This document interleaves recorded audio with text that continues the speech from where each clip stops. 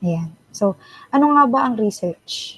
Okay, ano ang research? So, pag-usapan muna natin ang research as general, ano? So, 'pag sinabi nating research, ayan po ay systematic inquiry. Okay? Ayan po ay systematic inquiry. At kapag sinabi nating systematic, iyan po ay dumadaan muna sa process. Okay? Dumadaan po yan sa process. Okay.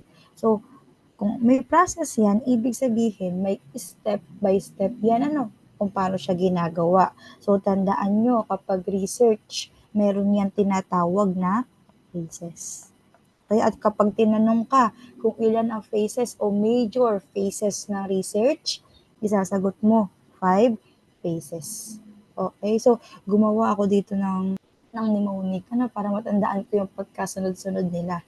Okay, so, tandaan mo lang, si dead, kasi yung research nakakamatay daw. Ano? So, si dead, paano yan yung 5 phases na yan? So, una is yung conceptual phase. So, pag-uusapan natin ito mamaya, ano? So, ito yung hinahapiwan pa lang natin. So, conceptual phase. Okay? Okay, yan yung una na phase. Pangalawa naman, yung tinatawag nating design and planning phase. Yan. Okay? Yan. Next naman, yung tinatawag nating empirical phase. Yan. So, narito na tayo. And then, yung pang-apat na phase po, yung tinatawag nating analytical phase. Mamaya, i-explain ko to sa pagdating natin sa mga phases.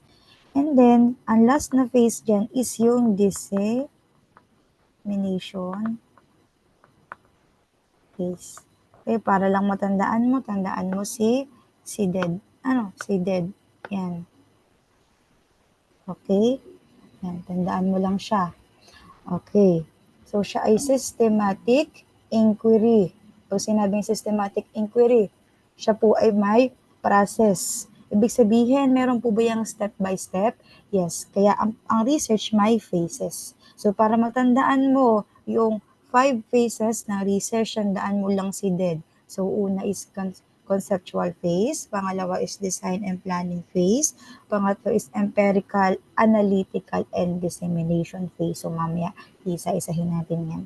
Okay? So, ano ba ang purpose ng research? Okay? Ano ang purpose ng research? So, lagay na natin dito. Ano ang purpose ng research? Una daw, kaya may research is to answer. To answer questions. Yun ang purpose niya. To answer questions. And pangalawa, to